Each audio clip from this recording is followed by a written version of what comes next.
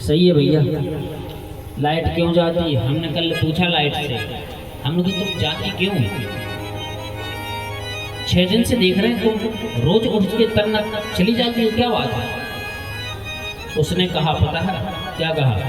महाराज जी बैठे बैठे पाँव दर्द होने लगता है। लाइट से हमने पूछ लिया, अब 5 दिन से हम रोज देख रहे थे, हमने तुम रोज जाती हो, आखिर जाती कहाँ हो? लाइट ने बड़े भावुकता से कहा महाराज जी बैठे बैठे हाथ पैर दर्द करने लगते हैं। हमने कहा तो इतने लोग बैठे हैं उनके नहीं करते होंगे? तो महाराज जी क्या करें, बर्दाश्त से बाहर हो जाता है। हाथ पैर जब बहुत ज्यादा अकड़ने लगे फिर महाराज जी चले जाते हैं, क्षमा कर दें। हम क्या क्षमा करेंगे, वहां रेवा की शरण में जाओ ना। तो उसने भी रात में खूब गाना बुलवाया भैया, बहुत देर तक बजो, जो लाइट वाले सिस्टम भजन हुए थे कि नहीं?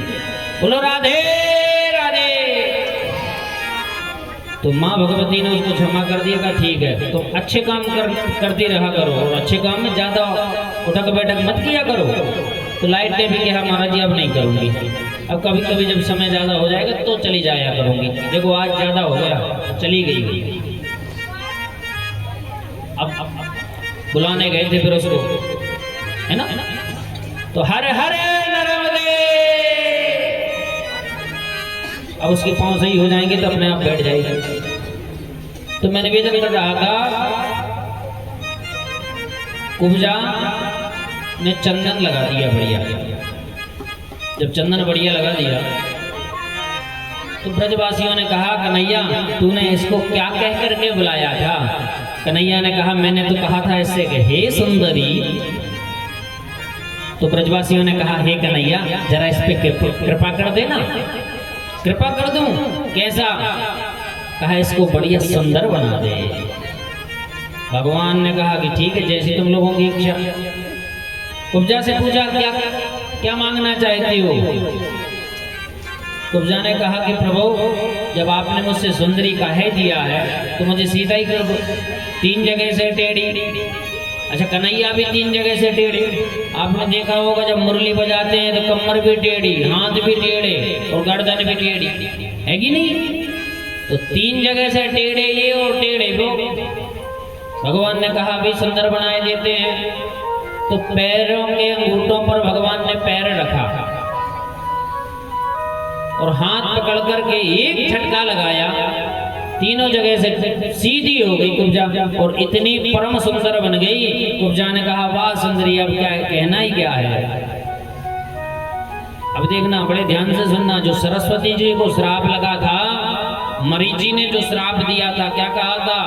2 जन्मों तक तुम कुरूप रहोगी। एक जन्म में कुरूप मंत्रा भी रही कि नहीं रही? वो भी टेढ़ी टेढ़ी आती थी। सुनो सुनो सुनो। और यहाँ कुब्जा जो शैलेंद्री के रूप में जन्म लेकर के आई थी, ये भी 3 जगह से टेढ़ी थी। अब 2 जन्म इसके पूरे हो गए। वो मरीचि ने कहा था कृष्ण के स्पर्श से तुम पुनः अपने यौवन को प्राप्त कर लोगी। आज कन्हैया का स्पर्श हो गया तो वही कुब्जा सरस्वती में परिणित होकर के इसी कुब्जा संगम में आकर के बहुत तप किया है। और यहाँ कुब्जा संगम का महत्व बताया गया है। जो भी व्यक्ति पढ़ाई के विषय में कमजोर हो, क्या है? कमजोर हो, जिस विषय में कमजोर हो वह विषय लेकर के वहाँ पढ़ाई करना चाहिए ब्रह्म मुहूर्त में। तो सरस्वती आकर के उस पर कृपा करती हैं। ये कुब्जा संगम का बड़ा महत्व बताया गया है। तत्पश्चात वहाँ से आगे चले हैं तो भटगांव आया है, बनखेड़ी आई है, बहुत सारे घाट ऐसे आए हैं। और भटगांव और बनखेड़ी के बीच में एक संगम आता है, रायन संगम। कहते हैं विद्युत जिह्वा का एक भाई था रायन। विद्युत जिह्वा कौन है? कहते हैं ना शूर्पणखा की जब नाक काट दी थी ना, शूर्पणखा का पति था विद्युत जिह्वा। कौन था? शूर्पणखा का पति विद्युत जिह्वा। लक्ष्मण जी ने नाक काट दी तो रोते बिलखती हुई पहुंची है भैया के पास। रावण से कहा कि देखो वनवासियों ने मेरी नाक काट दी। भैया ने पूछा तुम गई क्यों वहां नाक कटवाने? महाराज मैंने तो ये जाना था कि बड़े सुंदर हैं तो मैंने सोचा कि विवाह कर लूंगी। रावण ने विद्युत जिह्वा को दूर कर दिया था शूर्पणखा से। और पूरे रामचरितमानस में दो ही लोगों ने संकल्प किया है। बड़े ध्यान से सुनना रामचरितमानस, क्योंकि पढ़ते सब हैं, सब लोग जानते हैं श्री रामचरितमानस को, लेकिन संकल्प दो ही लोगों ने किया है। कहते हैं ना हर गाड़ी के दो पहलू होते हैं। एक राम ने संकल्प किया है। क्या संकल्प किया है? रावण को श्री गणेशाय करना है। किया है कि नहीं किया? रावण को मारना है, सीता को लेकर के आना, ये संकल्प है। एक शूर्पणखा का संकल्प है। शूर्पणखा का कैसा संकल्प है हमारा? कहा कि रावण भैया ने मेरे पति को दूर कर दिया मुझसे, इसको तो मैं भी नहीं छोड़ने वाली।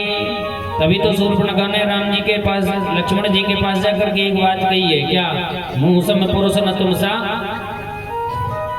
मौसम तुम सम पुरुष न मौसम नारी। भाई मेरे जैसे नारी और तुम जैसा पुरुष इस जगत में कोई नहीं है। अच्छा बताओ कौन है? एक राम जी का संकल्प है तो एक शूर्पणखा का संकल्प है। दोनों के संकल्प है, तीसरे का संकल्प है ही नहीं रामचरितमानस में, है क्या? नहीं है ना। तुम सम पुरुष न मौसम नारी, कहीं नहीं है। हे राम तुम्हारे जैसा पुरुष मुझे अभी तक ना दिखा, तो शायद मुझे ऐसा लगता है कि अब दिखेगा भी नहीं। राम जी ने कहा ये बात ठीक कही तुमने कि तुम सम पुरुष ना मौसम नारी, तुम सब पुरुष ना मौसम नारी। तो राम जी ने तुम कहते हैं कि तुमने बात सही कही है, हमारे जैसा पुरुष देखने को नहीं मिलेगा। पर एक बात बताओ, तुम नारी किसको कह रही हो? सीता को कह रही हो या अपने आप को कह रही हो?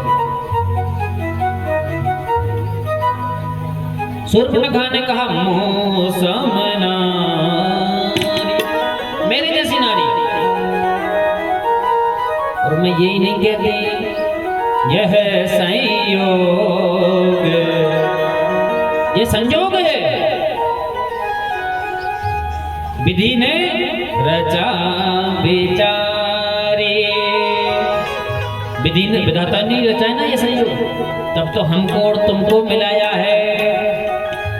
और जब हमको और तुमको मिला दिया तो क्यों ना तुम्हारा भी वही संकल्प है और मेरा भी वही संकल्प है, क्यों ना हम और तुम साथ हो जाए। लक्ष्मण जी ने देखा खुद का कार्य बनाने के लिए हमारा साथ दे रही और आई भी इसी उद्देश्य से थी। बड़ा सुंदर विचार है। पर लक्ष्मण जी ने संदेश दे दिया कि नहीं, हम अपने लक्ष्य से पीछे नहीं हटते, जाओ तुम जाकर के कह देना। तो वही शूर्पणखा भाइयों को जाकर के संदेश देती है। शुरुआत वहीं से हुई है, बड़े ध्यान रखना आप लोग, पढ़ना आप तो ध्यान रखना।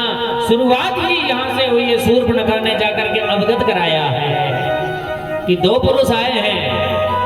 अगर शूर्पणखा अवगत नहीं कराती रावण को तो पता ही नहीं था रावण को। इसलिए तो बड़े भाव से कहा है कि तुम सब पुरुष ना मौसम नारी, तुम सब पुरुष ना मौसम नारी, तुम सब पुरुष ना मौसम नारी। यह रचा है संयोग जो विधाता ने, तो हमको और तुमको साथ रहना चाहिए। अब क्या बोलते हो, तुम साथ दोगे कि नहीं? लक्ष्मण जी ने कहा बिल्कुल नहीं, जाओ। किसी भक्त ने कहा है, बड़े ध्यान से सुनना, किसी भक्त ने कहा है कि नाक काटी नहीं है। कहा महाराज तुम फिर झूठ बोलते हो कि नाक नहीं काटी है। कहा नाक नहीं काटी, क्यों? कहा कि संदेश भिजवाया है लक्ष्मण जी ने कि हम भी साथ हैं तुम्हारे, चलो जाओ संदेश दे करके आओ। अच्छा नाक नहीं काटते तो वो बिलखती हुई जाती क्या? नहीं जाती। उपहास कर देते तो वही फिर वहीं जंगल में घूमती रहती। लेकिन नाक काट दिया तो रोधेर करत, रोधेर नीचे करता हुआ भाग रही है लक्ष्मण से। नाक कट गई, जाकर के भाइयों को बता दिया। अब यहाँ से प्रारंभ हो गया राम और रावण का कार्य, यहीं से प्रारंभ हुआ है साहब। और जब प्रारंभ हुआ तो बहुत लंबी रामचरितमानस लिखा गई साहब। रामायण की पूरी कथा को कहते हैं जितनी बार पढ़ोगे उतनी बार नया कुछ मिलेगा। रामायण सत्य कोटि अपार, रामायण कितनी है? सतकोटि अपार। इतनी रामायण है, न जाने कितनी रामायण बनती चली जा रही। अब तो और बन गई। पहले ही रामायण सतकोटि अपार, एक ही रामायण पढ़ने में हम लोग इतने समय को व्यतीत कर देते हैं, पर सतकोटि अपार करोड़ों रामायण हैं और अभी भी बनती चली जा रही हैं। तो मैं निवेदन करूं, ये वही रायन अर्थात विद्युत जिह्वा का भाई यहाँ अपने भाई की मृत्यु का बदला लेने के लिए रायन नदी बनकर के माँ भगवती की उपासना करने यहाँ आया है। और रायन संगम आकर के रायन नदी आकर के नर्मदा में मिली है, तो यहाँ रायन संगम हुआ है। उसके आगे पामली घाट आता है, पलकमती नदी नर्मदा में आकर के मिलती हैं। उसके बाद गौ घाट आता है और आगे को बढ़ते जाएंगे गौ घाट, बीकोर घाट। बीकोर शायद आप लोग भी गए, हम लोगों के यहाँ से भी कुछ रिश्तेदारियाँ हैं बीकोर में, तो बीकोर घाट आता है। यहाँ सूर्य कुंड है बीच नर्मदा में, बीकोर में सूर्य कुंड है बीच नर्मदा में। तो वहाँ श्री सूर्य भगवान ने आकर के तप किया है। ये तप किया था जब हनुमान जी ने इनको मुंह में रख लिया था। तुम भी जाओ शीतलता प्रदान करके आओ। तब सूर्य भगवान यहाँ, आपने जानते हो कि जब पढ़ाई करने के दौरान श्री हनुमान जी महाराज ने देखा कि सूर्य चमक क्या रहा है, सूर्य को ही अपने मुंह में रख लिया। उनसे शीतलता पाने के लिए श्री सूर्य ने, सूर्य ग्रह ने यहाँ आकर के तप किया है। आगे कुलेरा घाट आता है, यहाँ हत्यारण नदी, एक हत्यारण नदी आकर के नर्मदा जी में मिली है।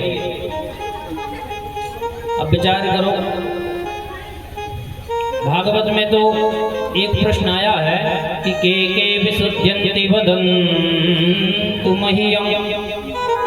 महाराज कथाओं को सुनकर के पवित्र कौन हो जाता है?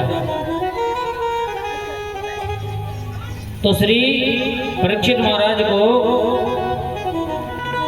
कहते हैं श्री सुखदेव भगवान, क्या कहते हैं कि सप्ताह यज्ञेन कलौ पुनन्ति ते।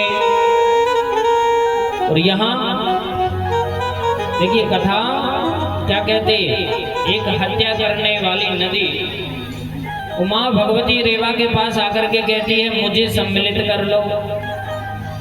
विचार करना, कोई हत्या करके भागा हो और उसको पुलिस ढूंढ रही हो, पुलिस उसको ढूंढ रही हो, तो पुलिस का कहना ये होता है एक हत्यारे को छिपाना आपको भी दोष है कि नहीं? तो यहाँ मार्कंडेय भगवान युधिष्ठिर से कहते हैं एक हत्यारन नदी, ध्यान रखना जब आप जाओ तो हत्यारन नदी पास में आकर के ऐसे खड़ी हो गई नर्मदा जी में, पर अभी मिली नहीं। मिलेगी कब बताते हैं। हत्यारन नदी नर्मदा के पास आकर के ऐसे खड़ी है पर मिलना नहीं है अभी। आगे याचना की कि मुझे भी सम्मिलित कर लो। नर्मदा मैया ने पूछा कि आखिर तुम हमें मिलना क्यों चाहती हो? आप हत्या करके लौटी हो तो मिलना क्यों चाहती हो? कहा कि मुझने हत्या की है लेकिन अनजाने में हो गई, और अनजाने में हो गई पर हत्या तो है।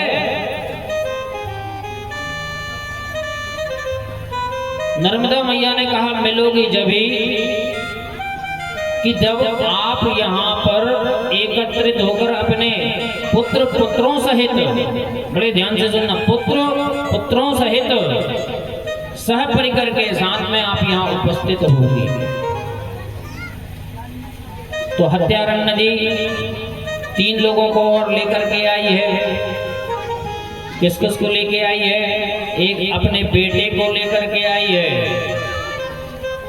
और एक अपनी बिटिया को लेकर के आई है। दोनों को वहीं बिठाला है। दोनों को बिठाने के बाद में नर्मदा मैया ने कहा कि संकल्प में यह कर दो कि ये यहीं रहेंगे,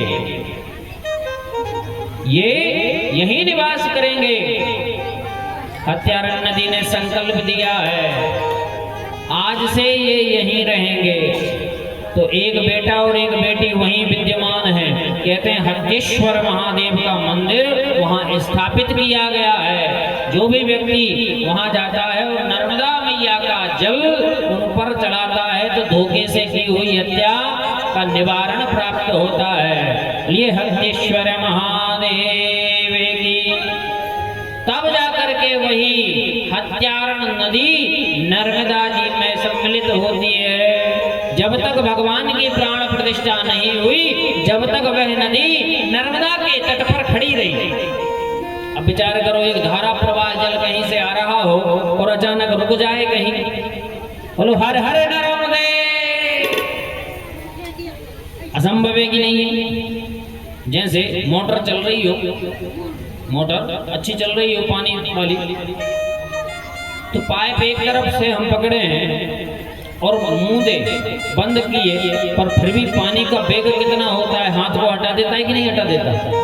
तो विचार करो, हत्यारण नदी भी बड़ी दूर से आई है, तो नर्मदा मैया जगतारिणी है कि नहीं है? भैया है कि नहीं? कि एक हत्यारण नदी आई है, उसको भी सम्मिलित कर लिया, उसके पाप को भी धुल दिया। तो आप विचार करिए, नर्मदा मैया क्या हम लोगों के छोटे मोटे पाप नहीं धुलेगी? हम लोगों को तारेगी नहीं? तारेगी कि नहीं तारेगी? कैसे तारेगी? एक बार बड़े भाव से बताइए।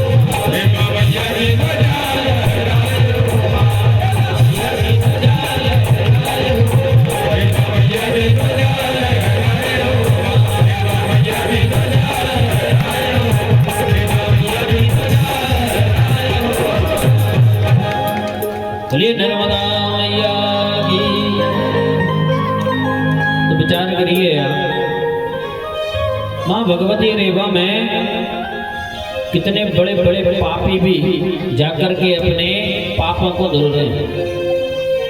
धुल रहे हैं कि नहीं धुल रहे हैं? हम लोग तो जानबूझ करके पाप नहीं करते हैं, लेकिन अनजाने में तो नित्य प्रति पाप होते हैं। और माँ भगवती रेवा में हम लोग अनजाने में किए हुए पापों को धुलने के लिए जाते हैं। स्वयं विचार करिए कि जब एक स्वयं पापी व्यक्ति माँ भगवती रेवा की शरण में आता है तो रेवा मैया उसके पाप भी धुल देती हैं। तो क्या हम और आपके पापों को नहीं धुलेंगे? अरे हमारे पाप, आपके पाप तो वो यूं ही समन कर देंगी, पर जाओ तो।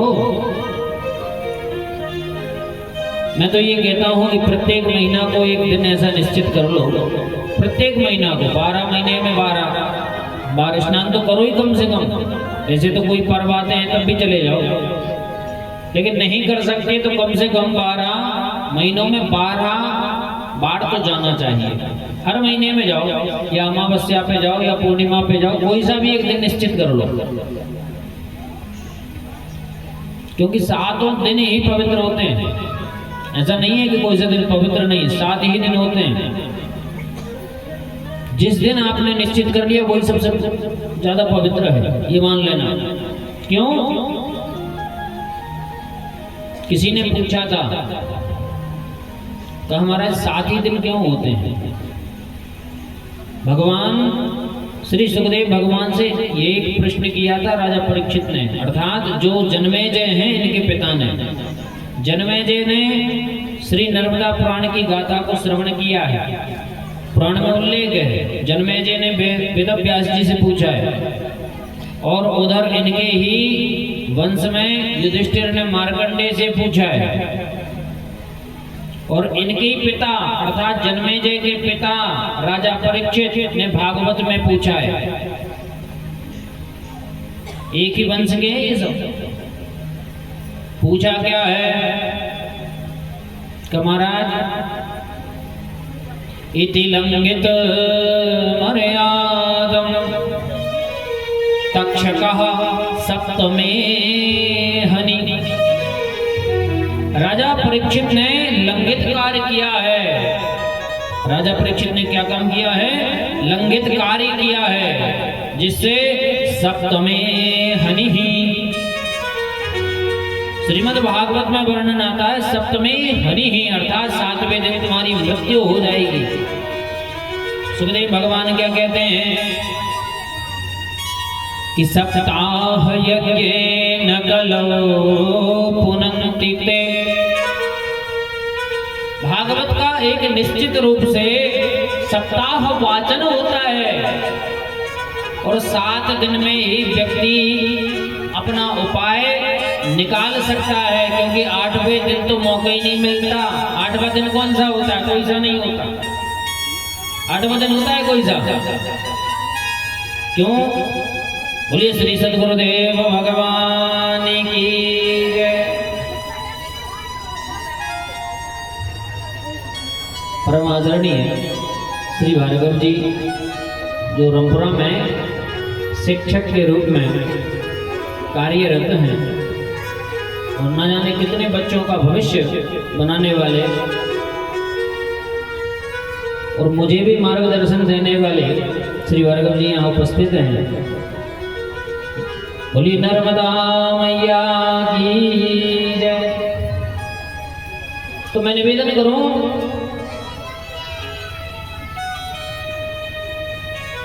यहाँ पर, बोलिए नर्मदा मैया की जय।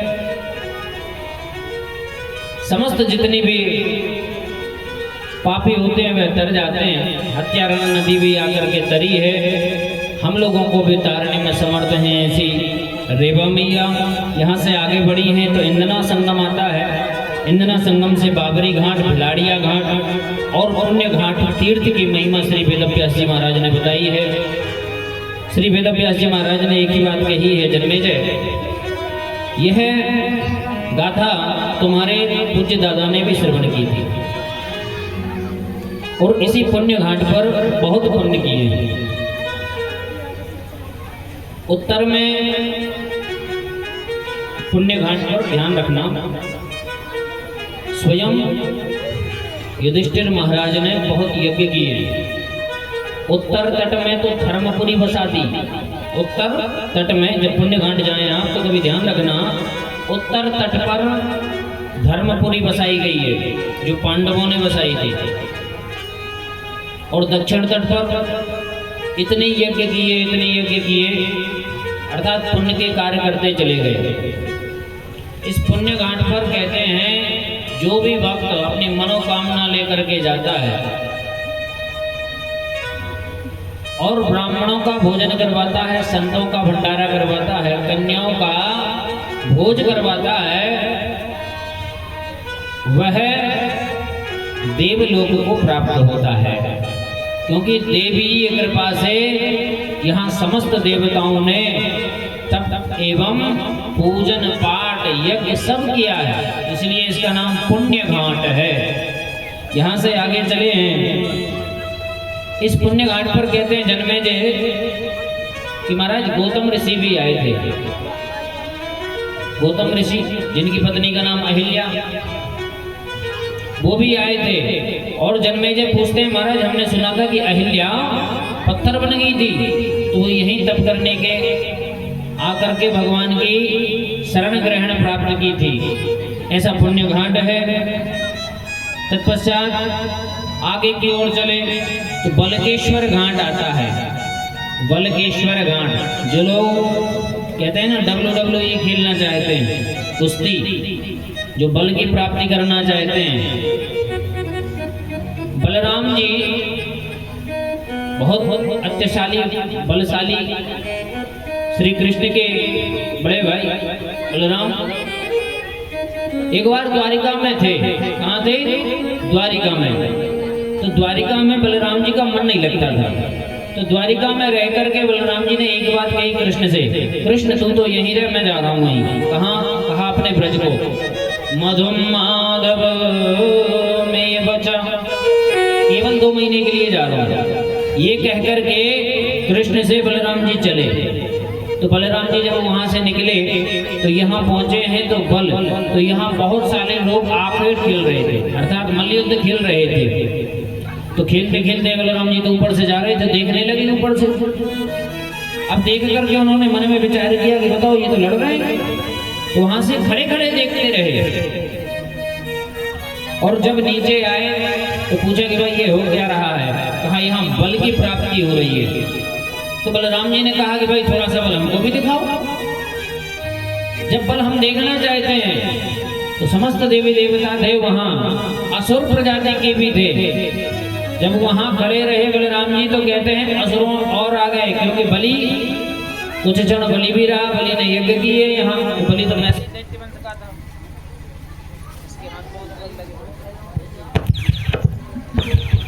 राधे राधे बोलो नर्मदा मैया की। तो मैं निवेदन करूं, बलि तो वैसे ही दैत्य वंश का था, तो बलि ने जितने भी इसके अनुचर थे सब आए थे। बलराम जी ने कहा ठीक है, थोड़ा सा 2-2 हाथ हमसे भी करो। तो बलि के जितने भी अनुचर थे बलराम जी ने उनके साथ मल्लयुद्ध किया यहीं। तो मल्लयुद्ध करते करते 3-4 दिन व्यतीत हो गए। अब इन्होंने मन में विचार किया कि कन्हैया से हम द्वारिका में एक चीज बोल करके आए हैं, क्या? कि मधुम माधव में बचा। हम 2 महीने के लिए ब्रज में जा रहे हैं, पर हमको 3-4 दिन हो गए, अभी तक पहुंचे नहीं। कन्हैया ने संदेश दिया है बलराम जी को। अब आजकल तो फोन चल गए ना, फोन चल गए, भाई कोई कहीं पहुंचे, भैया पहुंच करके फोन तो कर देना कि हम पहुंच गए। पहले फोन का कोई सिस्टम नहीं था, मन ही मन बात हो जाया करती थी। कन्हैया ने मन में सोचा कन्हैया पहुंचे कि नहीं पहुंचे बलराम, तो यहाँ बलराम जी भी समझ जाए कि हाँ कन्हैया याद कर रहा हूँ, अब नहीं पहुंचे हम। क्यों नहीं पहुंचे? कहा थोड़ा सा मल्लयुद्ध करने लगे थे। कहाँ पर? कि बलेश्वर महादेव में क्यों यहाँ बल की अत्यधिक प्राप्ति होती है। और जब बलि ने बलराम जी को युद्ध करते हुए देखा तो निवेदन किया है बलि ने बलराम जी से, क्या महाराज आप तो बड़े शक्तिशाली हो, तो क्यों ना थोड़ा सा ज्ञान इन लोगों को भी प्रदान कर दो, थोड़ा बल प्राप्त हो जाए।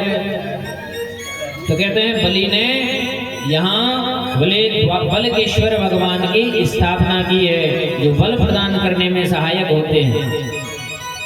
बोलिए बलकेश्वर भगवान की जय। यहाँ से आगे बढ़े हैं तो कहते हैं छोटा तवा संगम,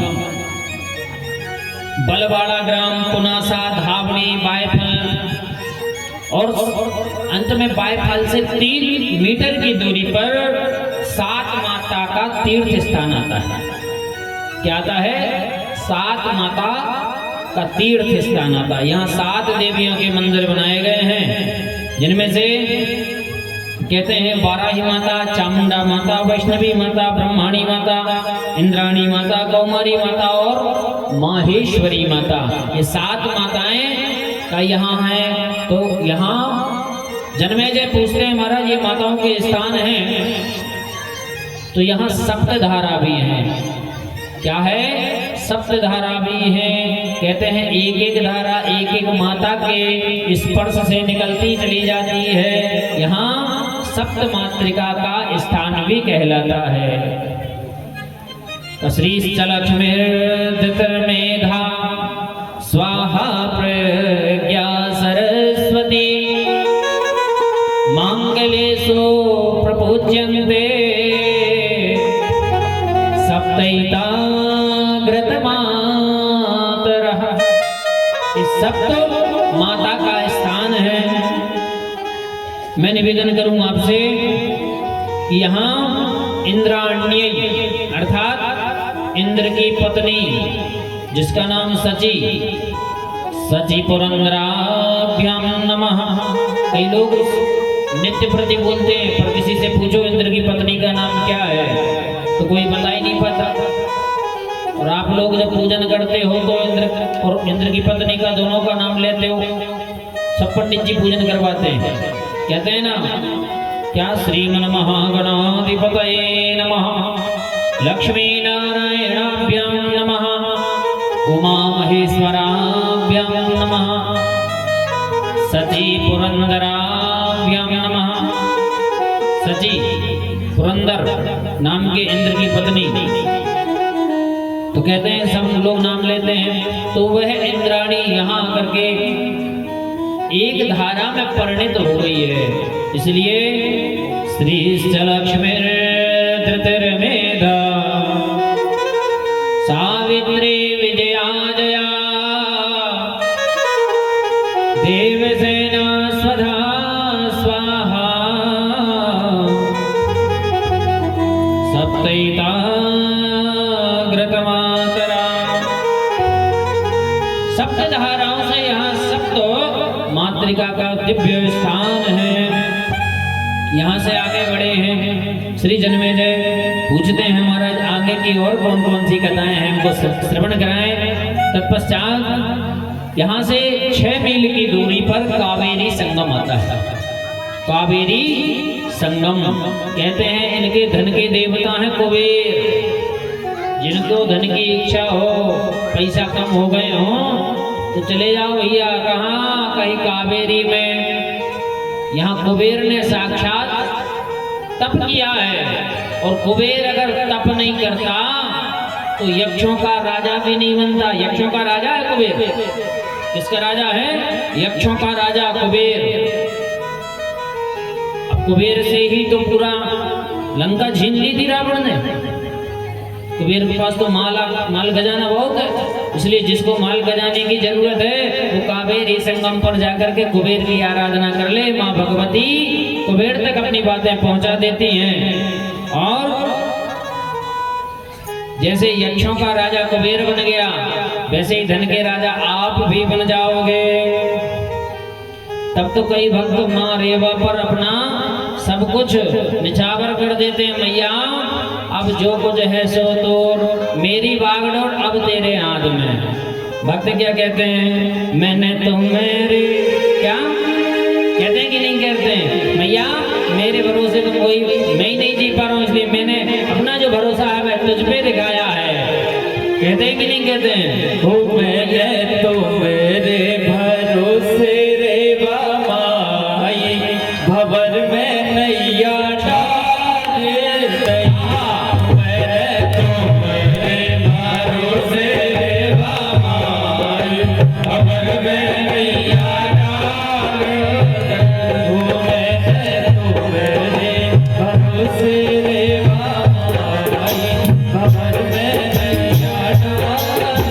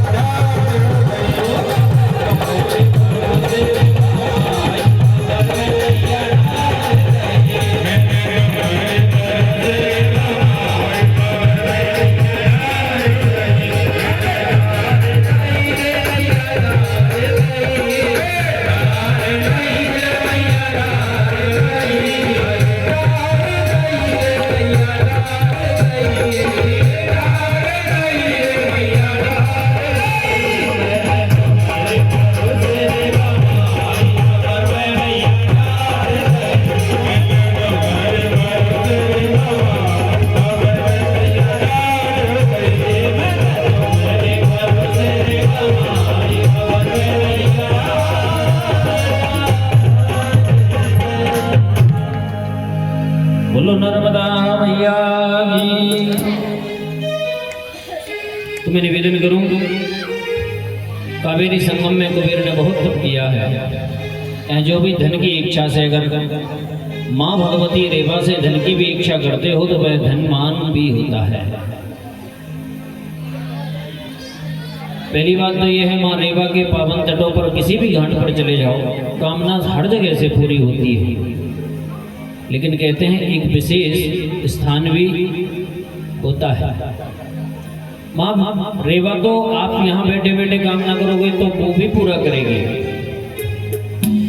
लेकिन विशेष स्थानों का एक शुभ फल होता है। ऐसा कौन सा घर है जिसके घर में पूजन नहीं होती? सबके यहाँ होती। सब लोग हनुमान जी को पूजते भी, घर में ही पूजते, होती कि नहीं होती? लेकिन विशेष स्थान कहाँ है? का सोजनी चले, मंगलवार है सोजनी चले, है कि नहीं? कोई विशेष स्थान कहाँ सियोरा चले, कोई विशेष स्थान का उछीन चले। तो कहने का तात्पर्य, आपकी मनोकामना, आपका भाव अच्छा है तो भाव से माँ भगवती हर जगह से जान लेती है।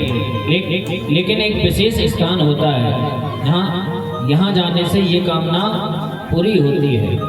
ऐसे ही एक यहाँ कुबेर का कावेरी संगम है जहाँ आपके धन की इच्छा भी पूरी होती है। यहाँ से आगे बढ़ते हैं तो वाराही संगम, चंडवेगा संगम, एरण्य संगम और पितृतीर्थ, ये चारों एक ही स्थान है, थोड़ी थोड़ी दूरी पर, ज्यादा दूर नहीं है। वाराही संगम, चंडवेगा संगम, एरण्य संगम और पितृतीर्थ। एरण्य तीर्थ पर तो ऐसा बताया गया है कि गया श्राद्ध सतेनापि, जो आप लोग श्राद्ध कर्म करने जाते हो ना गया, तो कहते हैं एरण्य संगम में तो पितृ तीर्थ है, जो गया के समकक्ष है। जो फल, जो पितृ गया जाने पर आप लोग पुण्यदान करके आते हो, तब जाकर के शांति पितरों को मिलती है, वही पितृ शांति एरण्य के पितृ तीर्थ में करने से मिल जाती है। तो गया श्राद्ध सतेनापि, जो पितरों के निमित्त पिंडदान करने के लिए गया को जाते हैं, तो भाई जो सामर्थ्य होता है तो वो गया को चले जाते हैं। कई लोग गया भी नहीं जा पाते, तो जो गया नहीं जा सकते तो माँ